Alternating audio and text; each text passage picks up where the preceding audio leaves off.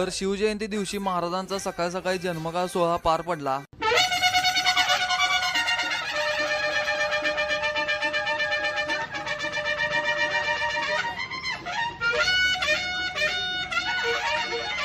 जन्मोत्सव बरोबर 11:55 ला असतोय, त्याच्यामुळे त्याच्या आधी भजनाचा कार्यक्रम घेतला जातोय। जन्मकाळ झाल्यानंतर दरवेळी प्रमाणे आमच्या शाळेच्या प्रांगणामध्ये दरवर्षी महाप्रसादाचं नियोजन केलेलं असते। महाप्रसाद बरोबर 12 ला चालू होतोय, ते डायरेक्ट 2 ला संपतोय। महाप्रसाद झाल्यानंतर संध्याकाळी भव्य मिरवणुकीचं नियोजन असते। मिरवणुकीसाठी महाराजांच्या प्रतिमेसाठी अशी पालखी सजवली जाते आणि जिथून मिरवणूक निघणार आहे तिकडे पालखीला आम्ही घेऊन जातो। दरवर्षी प्रमाणे या वर्षी देखील मिरवणुकीची शोभा वाढवणारं खास आकर्षण म्हणजे स्वराज्य मर्दानी आखाडा वळिवडे।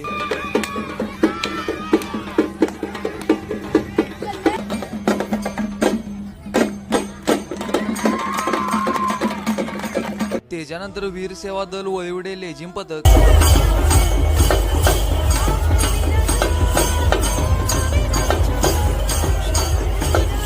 आणि मग शेवटला साऊंड पण असतोय।